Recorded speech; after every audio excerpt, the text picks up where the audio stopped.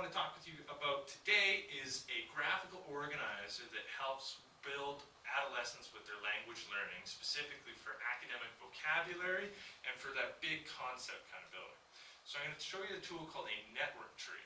What it is you take an idea, a concept, you have it at the top, and then you branch it down into its subcontents or its subtopics, all right?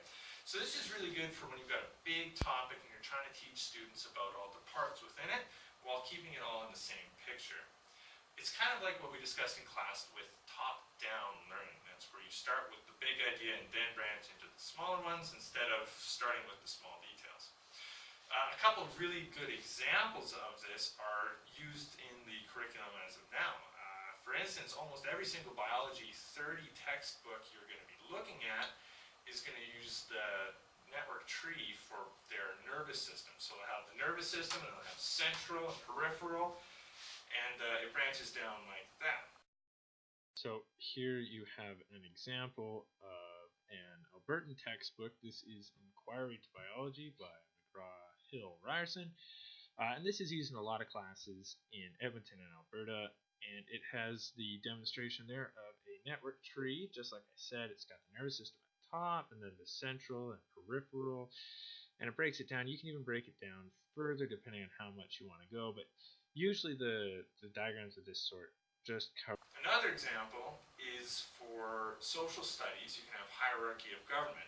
So at the top, in fact we might as well draw, at the top you would have your number one concept, and then you branch it down into, say, if you wanted to have legislative, executive, and judicial, break it down like that. So again, this is really helpful in a class where you're trying to have students learn the big idea and break it down into its other levels, right, while still keeping that in picture. Let's do an example that's I'm a little more familiar with here. So let's say we start with the concept of something to drink. So we're going to get rid of this line because we're going to break it just down into two divisions here, hard and soft. And from here, you can break it down even further. So let's say there's beer, cider, depends what you think about wine, but here we go.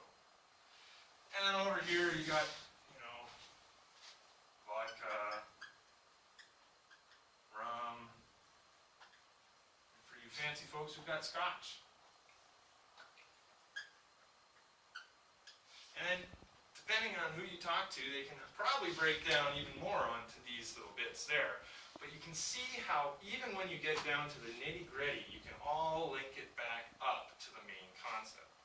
So hopefully this is something you can find useful to use in your classrooms. Again, it's applicable to almost any big concept. And I think it is very good for helping display kind of graphically what words have a little more trouble doing. Thank you.